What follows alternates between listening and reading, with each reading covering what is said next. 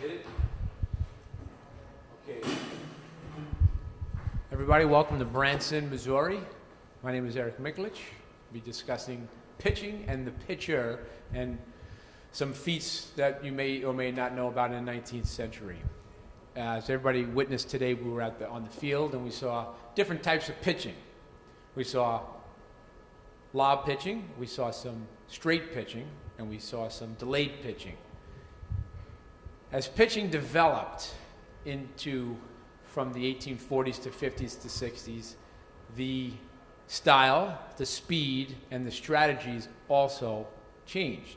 Now, everybody here is familiar with what's played across the country, which is 1860, 63, 64 baseball. Is that correct? And that pitching is done underhand. Most likely the pitchers are very, very slow and deliberate with how they deliver the ball. However, that was not how it was. The pitchers were much faster and more urgent in their delivery, attempting to catch the batter napping. You may or may not know that the games in the 60s went on between 2.5 to 4 hours, depending on not only the score, but the teams that were playing. Higher caliber teams, such as Mutuals, the Eckfords, Atlantics, would play some really intense matches where batters would be sitting and waiting for balls that they preferred to hit to be pitched, which then, because of those things, strikes were introduced and then balls were introduced to help not only speed the game up, but make the game more exciting for the players and also those spectators. Because if you're going to sit in the heat in August in New York and it's 95 degrees and for 4 hours, you're really going to roast. So although that did occur, the rules makers not only tried to balance that, they also tried to balance the advantage a striker or a pitcher would have. Now, is everybody aware that until 1958, there were no called strikes and or balls? Scooter? Yes? Pops? Yes? Mr. Kemenok? 1858. Maya, it's a good thing you said that. Now I know you're awake. No, that was absolutely my mistake. 1858 was the first year strikes were introduced. Prior to that, the umpire essentially stood on the field and watched the game, and when was asked, would judge, is someone out at first, out at home, did he make a catch? They really didn't do much. Because the batters had a propensity to stand around and wait for a batter in front of them to get on base, to get to second, to get to third, so they can drive him home, they would stand there and take pitch after pitch after pitch after pitch. Not only frustrating, I'm sure, their team, but also the fielding team. Once strikes were introduced, you would think, as logically anybody would think, this game is really going to speed up. It didn't, because the umpires rarely called strikes. They still allowed essentially the batters to dictate that game. Now, we're talking about 1858. Pitcher is 45 feet from home base. The batter is standing at home base on a line 3 feet coming through either side of home base. And they're waiting and waiting and waiting for pitch after pitch after pitch for someone to get around the bases or to tire the pitcher out. Or in many cases, especially in New York, these games started about 3 p.m. in the afternoon. And they were waiting, if a team was losing, to let the light, play into darkness so they could go home with a tie, revert back to the inning that, they were leading perhaps.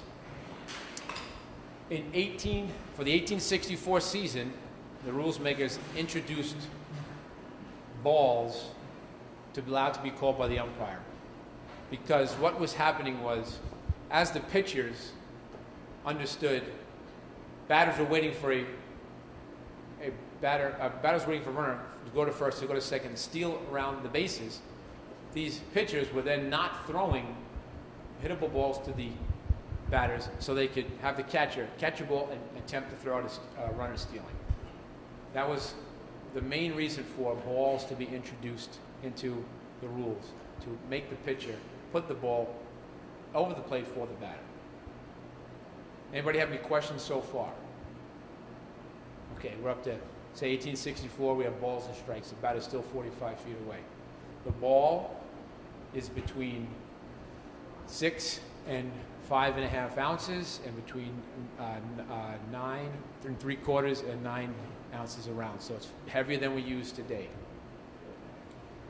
The dimensions that the pitcher is throwing from, front line is 12 feet, and they added a second line in 1864, 3 feet behind that, so the pitcher had 3 feet in that area to pitch. Prior to that, prior to 64, there was no line.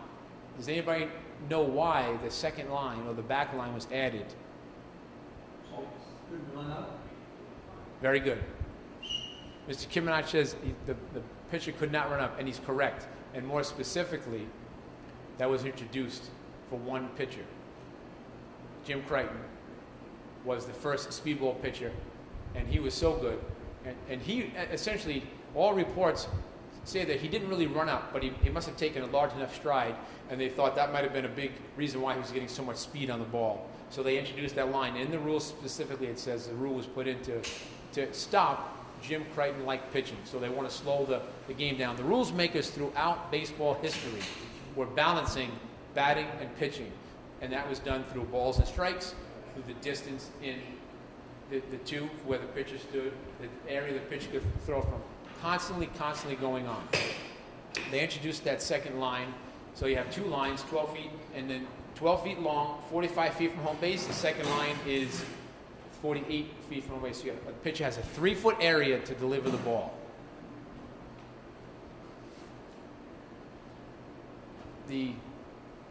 As the batters got better, the rules makers decided to change the box.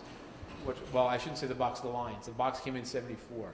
They decided to change the lines of how to give the pitcher a little more area. So in 67, they gave him a 6x4 area. They moved the line back a little bit to give them more of an area to pitch the ball. Mr. Sjogren. Yes. You all right? Peachy. Okay, good. I was just talking about you and your pitching today. Oh. All compliments. All compliments, believe it or not. Thanks. So, 67, they increased the size of the box to allow the pitcher more room to move and to deliver the ball to the batter. Yes, sir. But he could move You had 12 feet. side to side. It's 12 feet, yes. Another important factor that everybody might have seen today during the game was it should have been done more often, but it wasn't. A pitcher is allowed during this era to get the ball, throw it right back. Does not have to wait for the batter to set. The batter can call time, step away, whatever he wants to do. He does not have to do that. Once the pitcher gets the ball, as long as he's standing between those two lines from 64 on, he can release the ball. That also was an advantage for the pitcher, to keep the batter off balance. During today's game, if you notice, there were runners on base and they were stealing with almost ease, with no chance to be thrown out because the pitchers were not holding them on. The pitchers were allowed to, up until 1887, look at a base, fake throwing, and then throw home. That really is a tremendous way to keep these runners close to their base. Today, the pitcher has to set. If he's a righty, he's looking back over his shoulder. If he's lefty, he's staring at the batter. The deception that is taken out of the game almost exclusively, their deception was allowed in the 19th century with these fake throws. You can step toward first base, throw home, second base, wherever you want to throw them. You could really keep a runner close to the base with using these tactics and never having to set. You could get the ball back to the catcher, throw it right to first base or second base or whatever.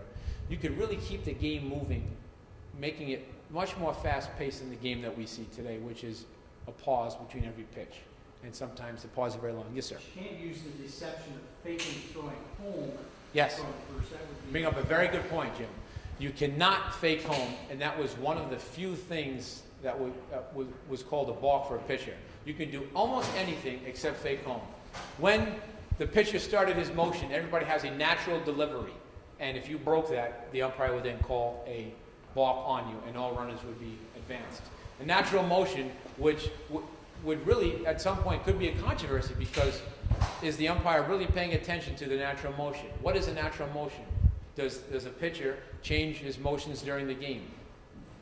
It's impossible for us to tell with the news reports that we have, but we can use today's experience in playing as kids that everybody has some sort of a natural motion that's consistent, and use that as, if you're going to umpire, use that as a criteria to call a balk on a pitcher. All right? Now,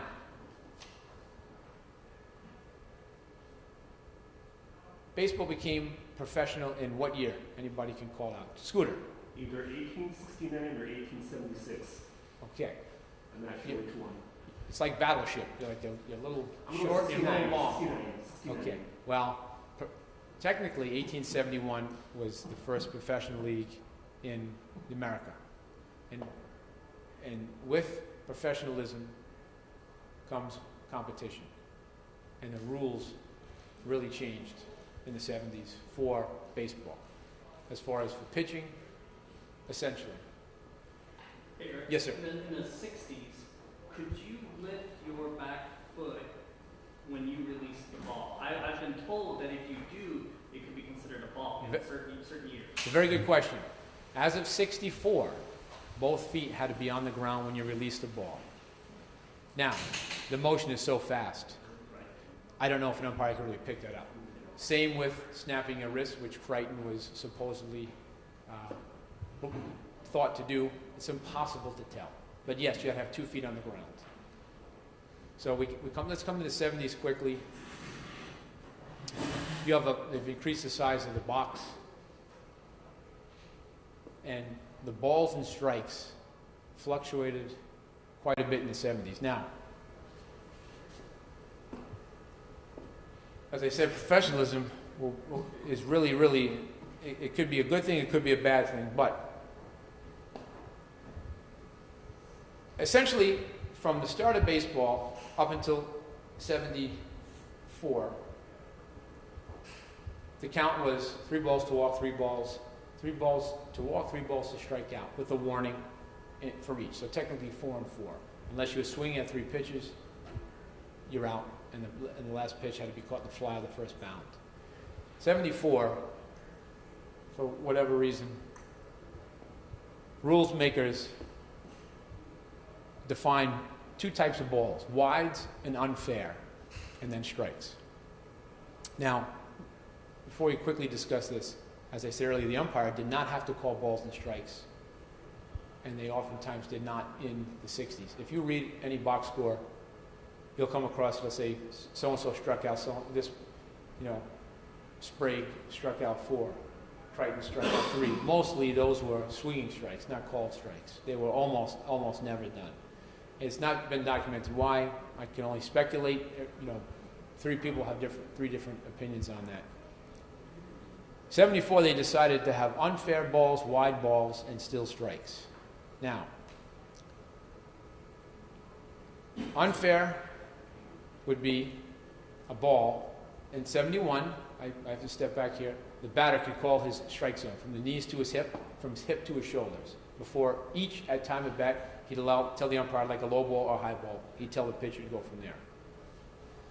71, it was still 3 balls, 3 strikes. In 74, they decided to have, as I said, wides, and they decided to have unfair. Unfair balls were over the plate, but not at the height the batter called. And wides were not even close, or on the ground over his head behind him. And you had to have consecutive pitches of these types of pitches to make your balls.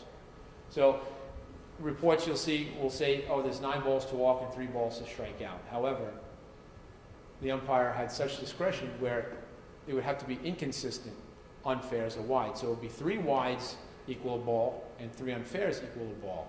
However, wides and unfairs, if I threw a wide ball, meaning fell in front of the plate, 2 of those, and then I threw an unfair ball, which if Scooter calls low and I throw it high, although I've thrown inconsistent strikes, I haven't thrown the same thing consistently. So you can imagine how many times, how would it take to walk somebody?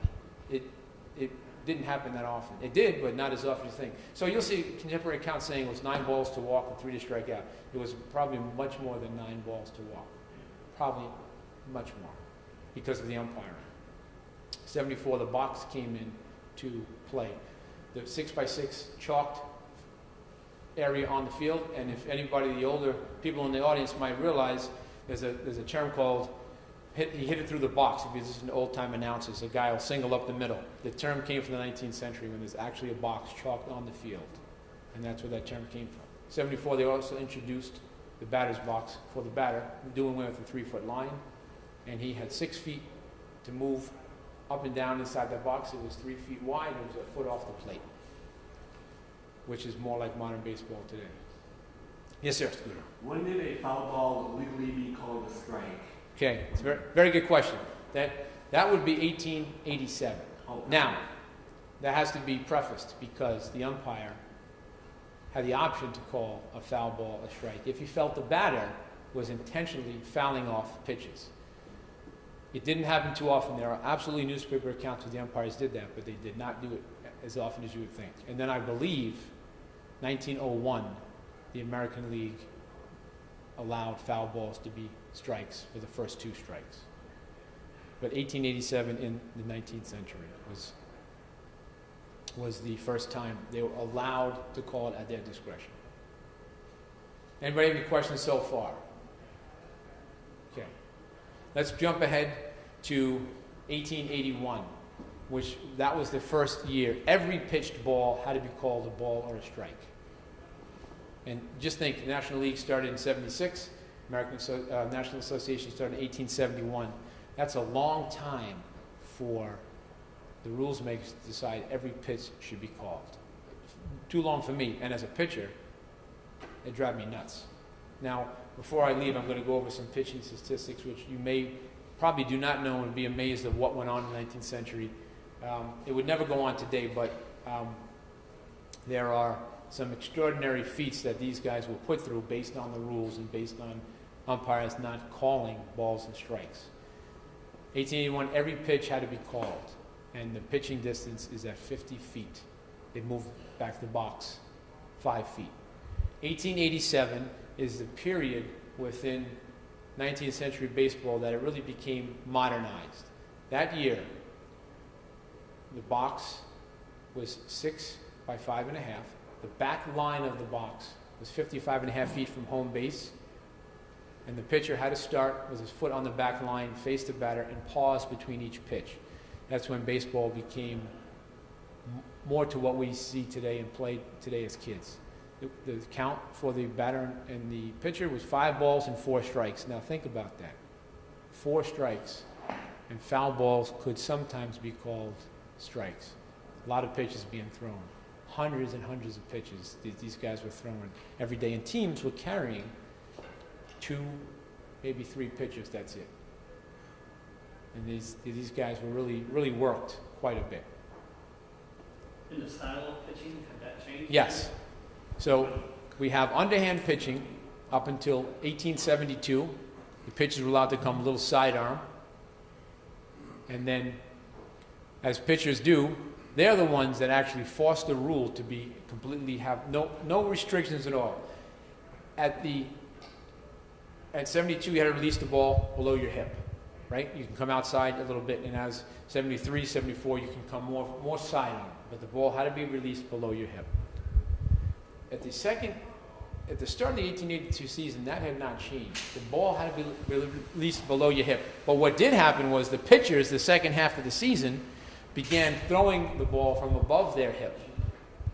And the umpires never enforced it. They were coming sidearm above the hip. Umpires never enforced it. So what happens? At the end of the 1882 season, the rules make it say, okay, you can release the ball above your hip but below your shoulder. So 1883 season starts. The pitchers start throwing above their hip, below their shoulder, and then the second half of the season, they were throwing above their shoulder in the National League. 1884 season starts. The National League has no restrictions. They couldn't control the pitchers because the umpires weren't enforcing the rules. Now at that time, starting in 1882, the American Association started baseball operations, and they still had the sidearm below the shoulder delivery until June 7th, 1885. Then they removed all restrictions. So, from June 7th, 1885 till today, there have been no restrictions on how you can deliver the ball. It's been overhand, strict overhand completely. Any other questions? In the count that we're filling with today, 4 balls, 3 strikes, that was first used in 1889. 2 years after that, 1887, 5 balls, 4 strikes. 1889, you have 4 balls and 3 strikes. And there must have been a godsend to those pitchers who were throwing hundreds and hundreds of pitches in all kinds of conditions, and the catchers too, because the catcher's equipment developed is slow as well.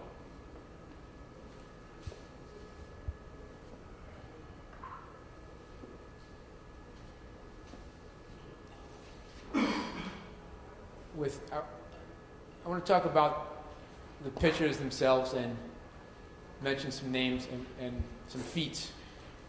Does everybody know here that in the top 20 strikeout leaders from National League professional baseball history, how many 19th century pitchers do you think are in that top 20?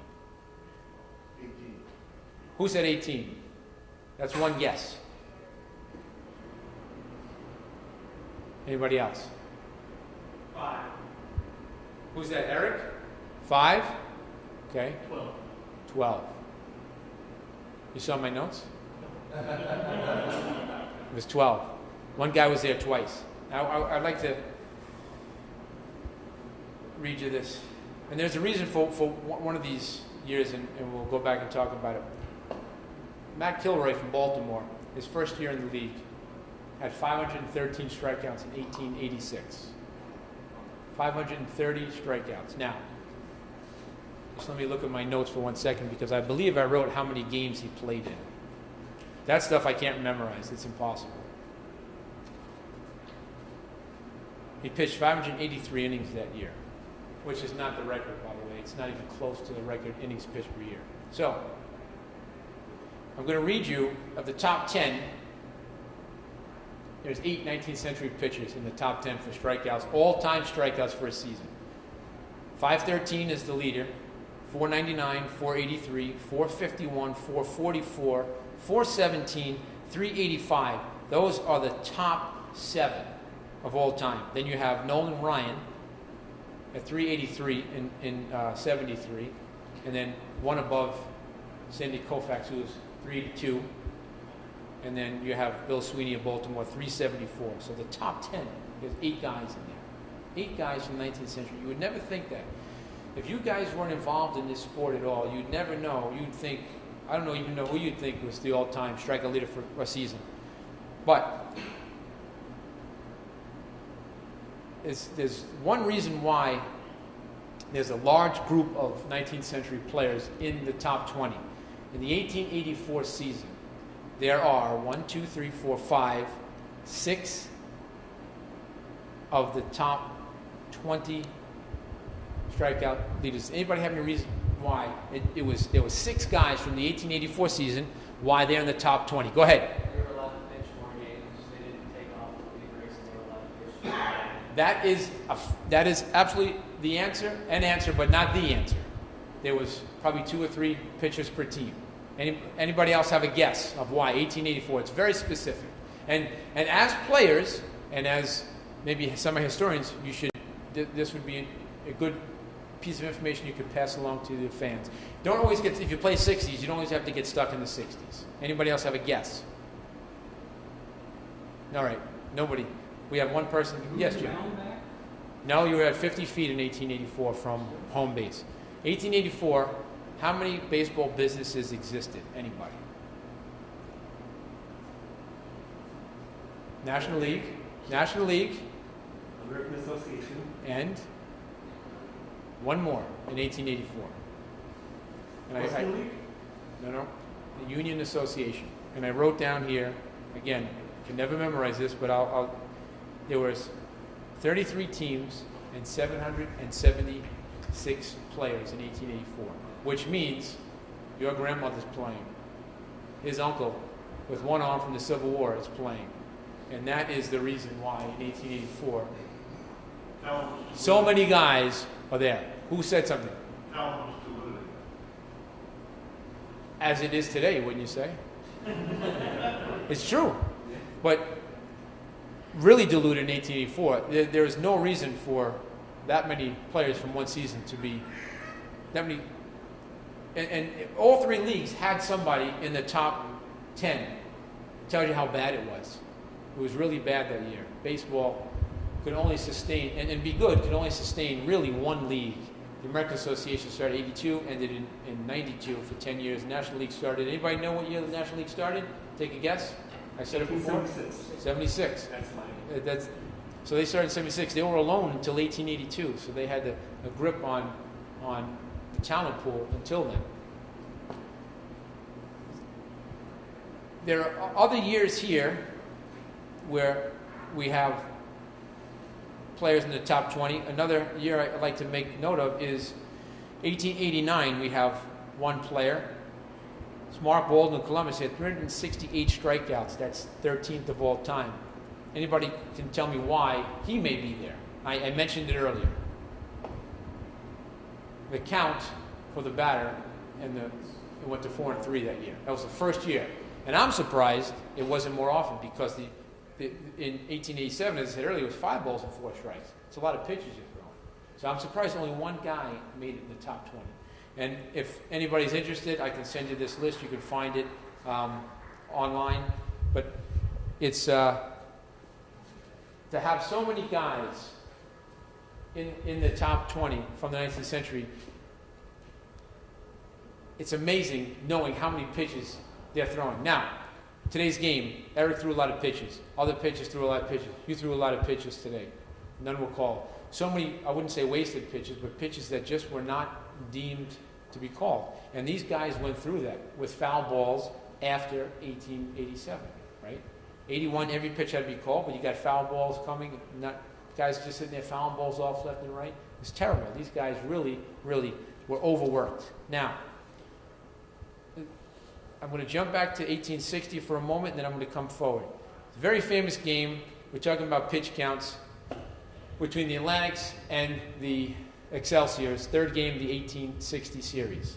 It only went 5.5 innings. And you guys can come take a look at this. I printed this out. This is the pitch count from that game. And I know you're going to be amazed at what happened. Manny O'Brien was the pitcher for the Atlantics. He pitched 335 pitches in 5 2/3 innings. And Jim Creighton threw 334 pitches. And I have this is a newspaper pitch count right here. It tells you each batter. Yes, Scooter, you're excited. I was going to say, I thought it was 355, but... I added them up right here. Okay. You can check it out. Now, I want to tell you, the Excelsiors batted first. The first batter on the Excelsiors took 80 pitches. And it's all documented. I'm telling you guys, I'll leave this behind. Do you think anybody in their right mind would stand there for that today? No chance. I don't know how they stood for it back then. That's outrageous. So I'm going to read you Matty O'Brien, the pitcher for the Atlantics, and this game was called a tie. Everybody should know that in 1860 was the first tremendous big series for, I'd say, club baseball, because in 1858 you had the All-Star Series between New York and Brooklyn, which generated a lot of money. It was the first time players were paid, and that was 58. But between two teams, this series was the biggest to date. So Matty O'Brien pitched 80. This is going 1 through 6. Remember, 6 is really it's 2/3 of an inning. 80 pitches, 30 pitches, 61, 79, 53, 32 pitches. That equals 335. Jim Creighton was the first. Everybody should know the first pitcher with speed and accuracy.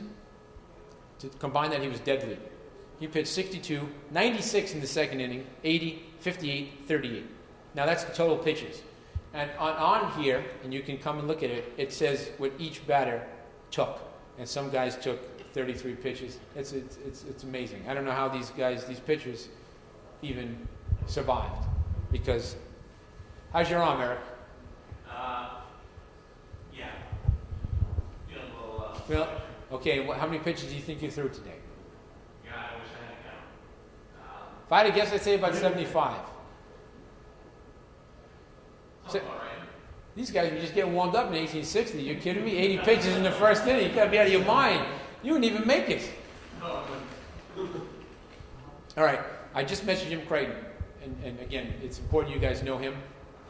There were pitchers before him and after him. He is known to be the best. I have since found evidence to say that he probably wasn't. However, I'm not saying he wasn't good, because he certainly was.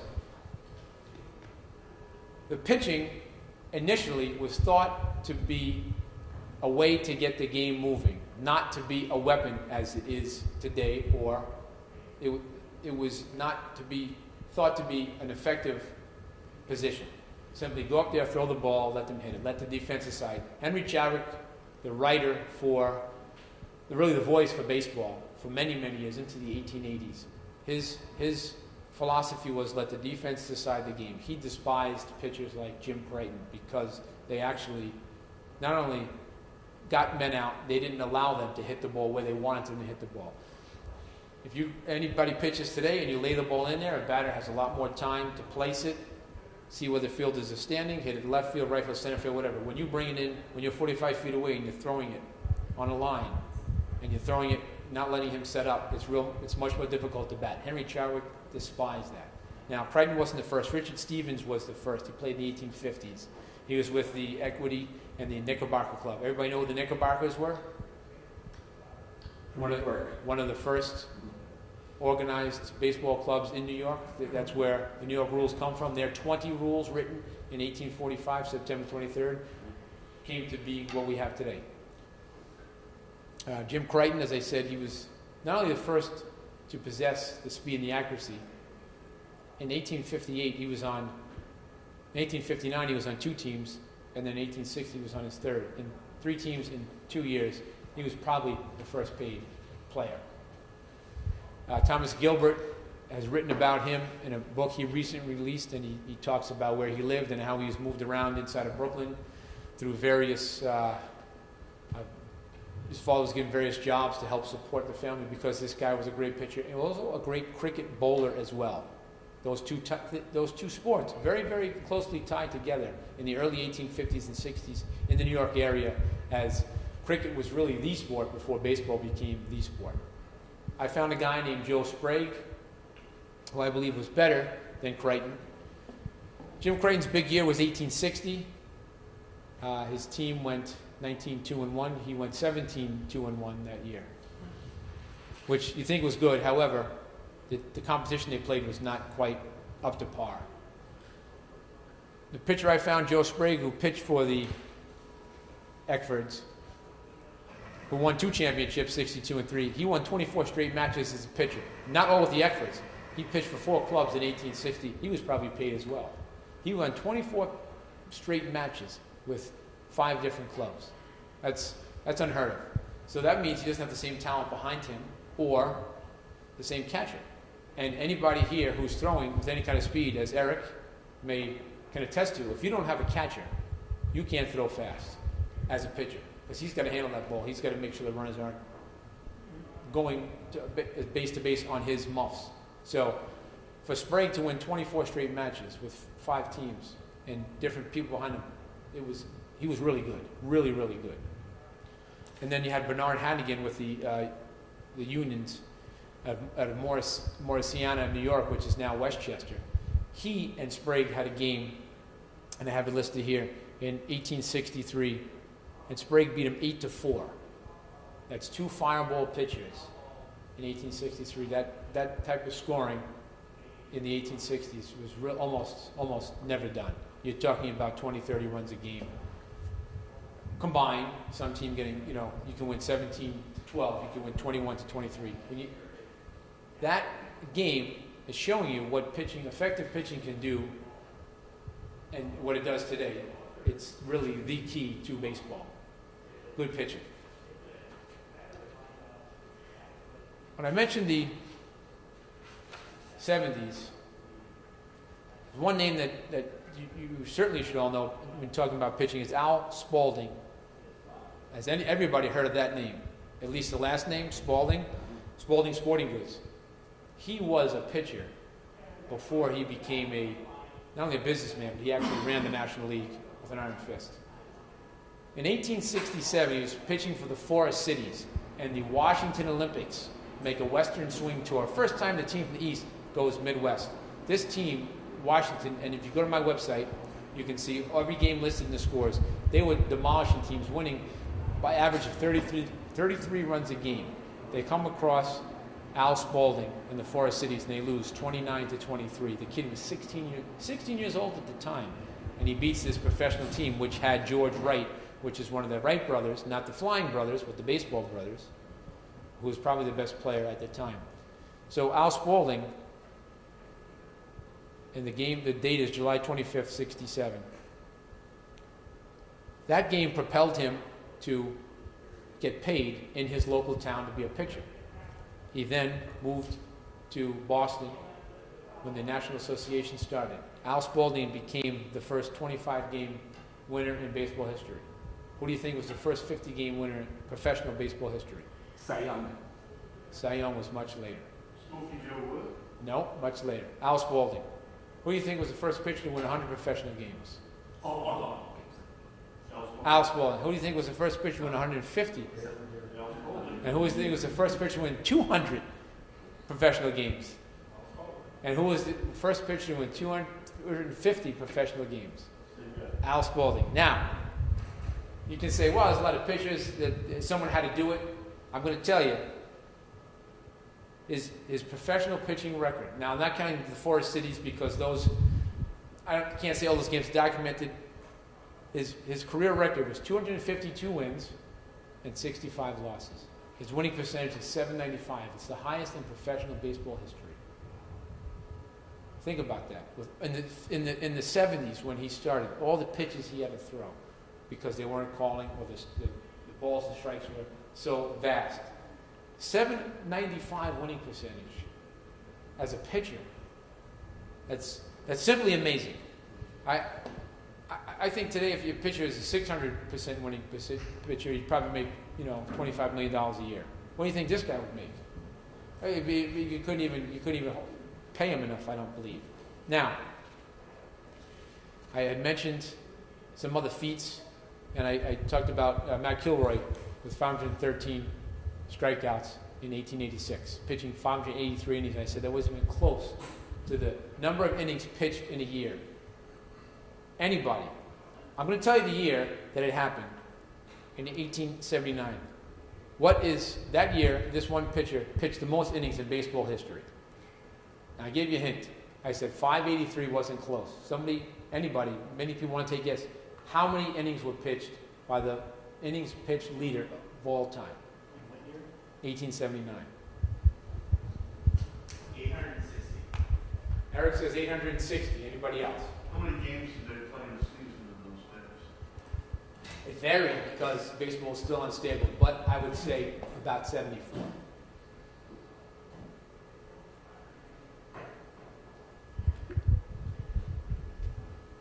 Okay, I'm going to tell you. Will White pitched 680 innings in 1879. There are some guys today, they don't even get that in their career. This guy did it in one season. So I went back and I looked at the year before and the year after. In 78, he pitched 468 innings. And the year after that, he pitched 517.1 innings. He pitched, again, there's no way I'm not trying to fool you guys. I can't remember all these stats. There are so many stats within the 19th century you can pull out. So I'm reading this. So he had a 10-year career, 1877 to 1876. He pitched 3,542.2 innings in 10 years. However, in 3 of those years, he only pitched 27 innings, no more. So he really pitched for 7 years, and he pitched 3,471.1 innings in 7 years. He averaged 434 innings a year. There is nobody today would ever do that. And as I said earlier, these guys are throwing balls like you wouldn't believe because of foul balls not being strikes, because of these counts and the wides and all, how they're. It's amazing that these guys could even function at all, ever. There's a guy, John Clarkson, played with Boston and Chicago. He won 328 games in 12 seasons. That's a lot of wins. Quickly. His tremendous season was 1889. He outclassed almost everybody in the league that year. And again, this is it's too much to remember. But he won 31 more games than the second place finisher. He pitched 200 more innings than the second place finisher. He had 22 more complete games than the second place finisher, and he had 59 strikeouts more than the second place finisher. He had led the league in ERA. He had the lowest on-base percentage, and his team came in second place that year, 1 game behind New York. And he averaged, for his career, 388 innings per year.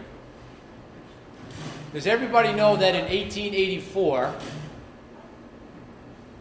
a pitcher for Providence won 60 games in a season? Who was that person, Scooter? Montgomery Ward. No. I know He was on the 79 team that actually won the championship. Okay. And John Montgomery Ward, little known fact, is in a cemetery that I used to walk through to go to junior high every day, and I didn't know it until I got involved in 19th century baseball. He's buried on Long Island in a town called Uniondale, right next to where I grew up. What was your question again, Erick? This pitcher in 1884 won 60 games. You should know I this. know.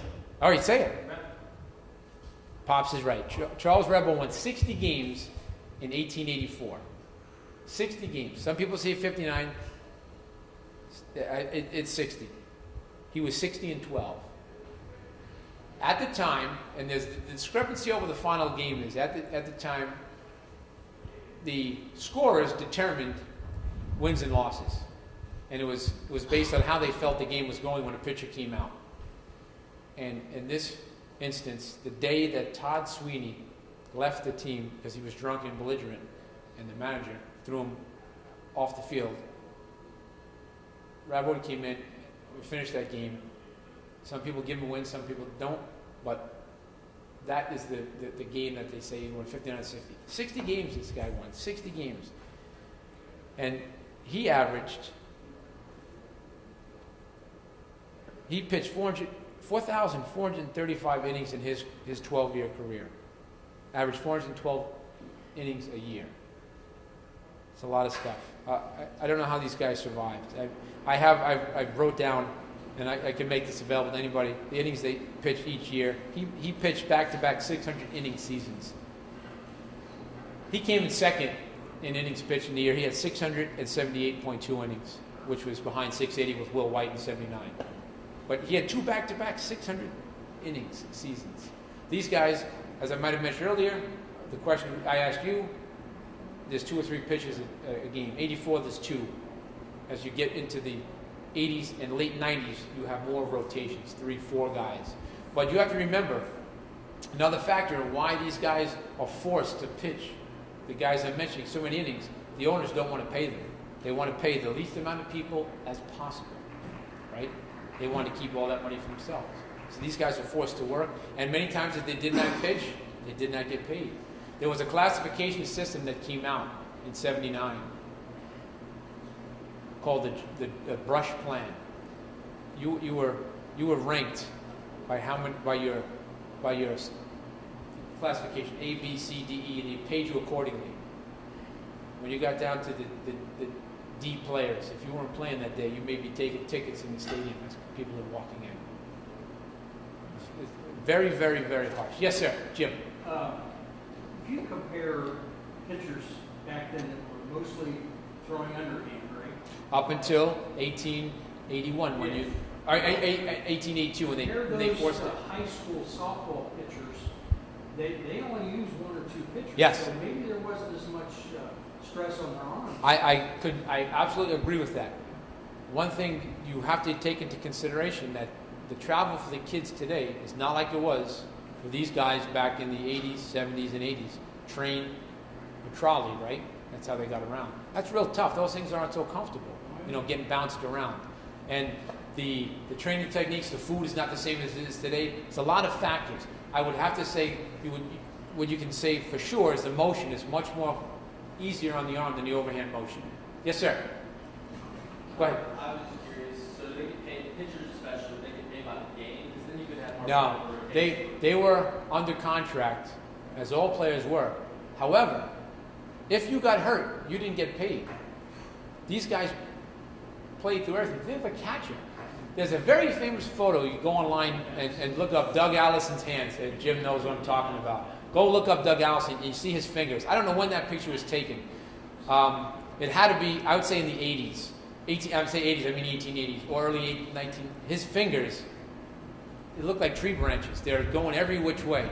And the catcher's glove was the first to be developed based on the guys getting faster, throwing more innings, balls and strikes not being called. Catchers developed the glove first. However, the glove was not like we have today. One hand was a full glove, the other hand, the throwing hand, would be a buckskin glove that had your fingers cut off so you could grip the ball to throw it. So they really didn't have any protection.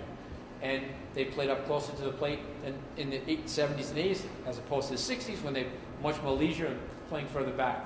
So those catchers got beat up too. So yes, not only the pitchers, but players in general did not get paid if they did not play. Very few had contracts where they was paid for the year. And then there was the lawsuits going on where the guys didn't get their money. Yes, sir. I presume that the brush plan that you referred to was instituted by John Brush. John T. Brush. Players called him Toothbrush because they hated him. He owned the National League Giants. Was that plan instituted by the rest of the clubs in the National League or only by this club? All baseball. The baseball salary classification plan. Look that up. It drove John Ward, the guy you mentioned, nuts. Okay. Drove him nuts. Did anybody tell me the first 300 game winner in baseball history? From the 19th century, of course. Not very well-known guy. A guy named Pud Galvin. First 300 winner. Spalding absolutely would have been the first 300 game winner. I told you I told you his record was. Had he not saw the value in selling items, he would have been the first 300 game winner easy. He quit baseball to then run the Chicago team, start his sporting good business, which began in 1878 with his brother, and then he subsequently won a tour in 1874 to England, and 1888 to 1889 another tour through Europe, and the second tour was not only to promote baseball, to sell his goods. He quit baseball to sell his goods, and that name today, Spalding, still exists as a sports manufacturer. Up until 1978, he held the National League contract for baseballs. So he made the baseballs for the National League from 1878 to 1978 when Rawlings took over. He was such a businessman that he bought out another baseball manufacturer. The Man Ball was the American Association Ball. He bought the rights to that. Al Reach. Everybody know that name? Reach. That's a sporting goods company. From Philadelphia? However, he was first from the club I played for today. Bless you. He was from the Eckford. He left Brooklyn to go to Philadelphia, and he started his baseball business in 1866. Small, but he had something. Then the Reach Guide was the American Association Guide, and then it became when the two leagues split, he carried it on. Spalding bought him as well. So at one time, Spalding had his balls, he had the Man Ball, he had the Reach Ball, but he let them stay under their names to appear that it was competition. But had he not left baseball, he was smart enough to know, hey, this, maybe I'm getting older, but wow, there's much more money in selling stuff. Well, wasn't that fingerless glove a Reach glove? That was a Reach glove, Yeah. which Spalding eventually bought him out. He bought the baseball portion out in 1885 and slowly took over bats and the padding and all, the sliding pants, the shoes. He did it all slowly, but he took the balls over in 1885. If you look at the 1885 Spalding guide, there's an ad for Reach baseballs in there. There is no way, as ruthless as a person that Spalding was, that he would allow a competitor to advertise in his book. There is no chance. No chance at all.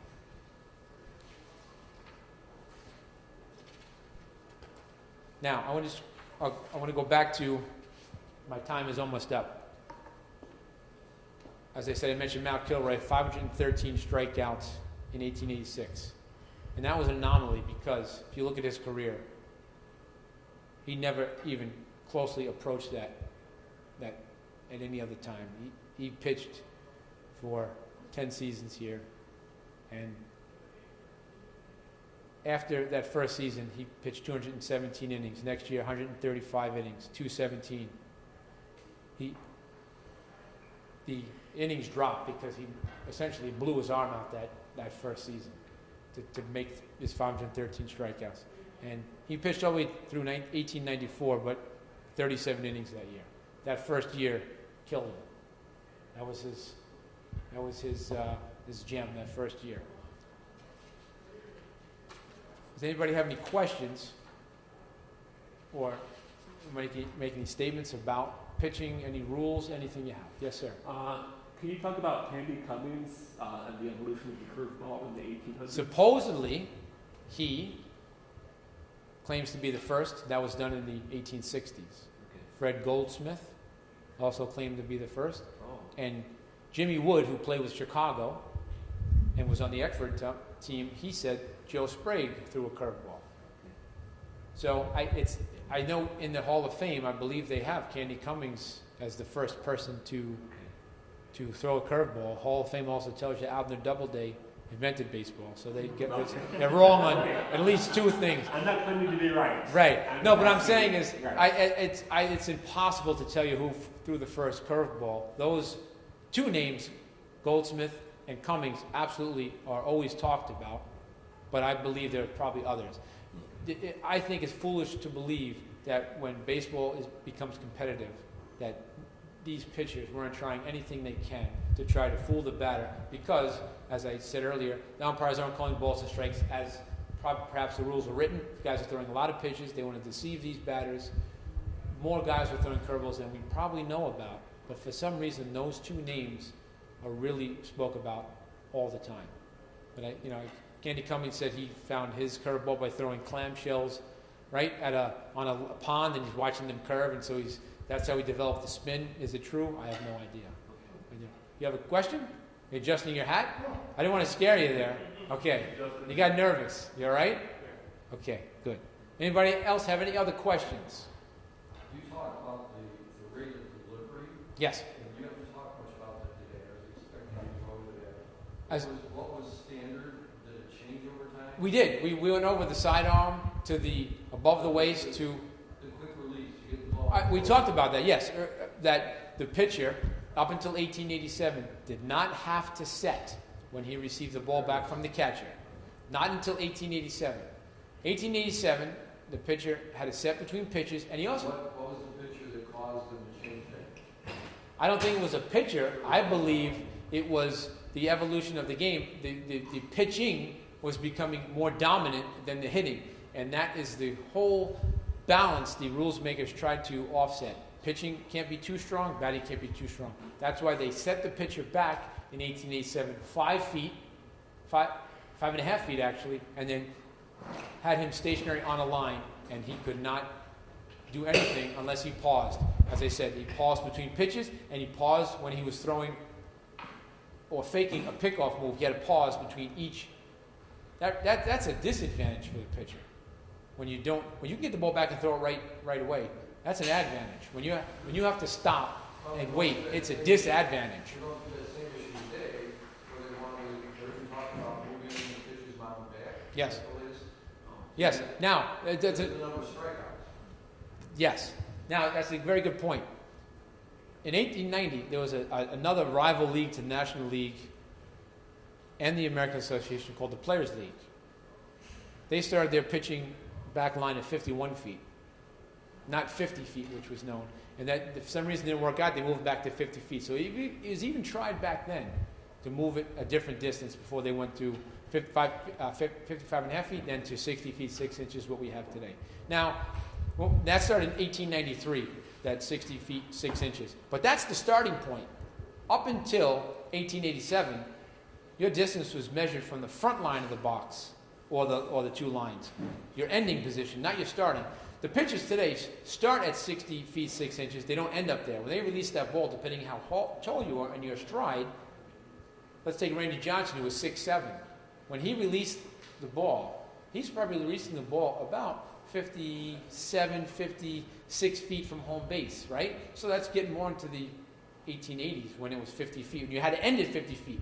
So as a pitcher, and if you have, any of you have never done it, it's easier to run up or move up to a spot to stop. You get more momentum than starting at a place and moving forward, being stationary. Much more velocity can be had when you're moving forward. And so if I'm a pitcher, the box is 6 by 6 in 1873, I can run up and let that ball go. But if I had to stand on the back line in 6x6 through underhand and do this, I'm getting a lot less velocity. So this ending position and the starting position are two factors that are not talked about with pitching. It's easier to end at a spot, you get more velocity, than it is to start at a spot. So do you think today a pitcher like Randy Johnson, who is actually 3 times in the top 20 for strikeouts, could he get more speed if he could take 2 or 3 steps and then release the ball, or start stationary? Probably get more speed if he could take 2 or 3 steps and let that ball go. Well, and I learned in modern ball that the way they measure the velocity has changed. So a guy that we talk about nowadays is going to be able to throw the ball 100 miles an hour. It may have been the pitchers back in the day, a guy from Texas, that he could have been actually throwing 100-mile-an-hour fastball based on where they measured the ball from. Is that correct? Could be, yeah. Yeah. Noah Ryan. They said Noah Ryan could actually have been throwing a faster pitch because they changed the way they measured. Well, didn't he at one time have the record? I think like 103 or 104. Sure. What at the time that was measured? Yes. Now, and that's from a standing position. Again, he's got as a start. If you allow him to take 2 or 3 steps and let it go, do you think he could be faster? I certainly do. So But your point holds true as far as how far would they release with the Rolls Chapman hitting 106. He wasn't releasing at 60. He's releasing. well, it's your stride, right? It's the length of your stride. But you're starting from a standing position. Is my point. You're not running forward and then releasing the ball. So if you let Aroldis Chapman take 2 or 3 steps and then release the ball, if you put that, how about this? Let's put the ending line at 60 feet 6 inches and see what those guys can do. That's you're not starting there, you're ending there. Now you're really throwing 60 feet 6 inches. Right now you're not. You're starting there, but you're releasing the ball 2, 3, 4 feet in front, depending on your stride. So it's only a starting point. There's a big difference in that, and it makes a difference in the pitching. But the game here we play Is the ending position. It is, but you also play that fine line depending on the teams that you play as far as whether you can fast hit, release the ball once you get it back, because Yes. some teams, they won't stand in the box until you wait, which is fine, but you know what I mean, you do play that fine line as, okay, depending on the team, some guys will be ready for it, some people, they just won't, you got to decide how you're going to play at times and change your style of pitching based on the situation. Yes. Or you can push your style of pitching on the other team. That's what you can do. Any other questions? My time is, I got 2 minutes. Anybody else? Well, I appreciate you coming by. I hope you learned a little bit about what these guys went through. And forget the rules. You guys should learn those as you're playing. But I appreciate your time and thank you for coming to the conference. Don't forget that.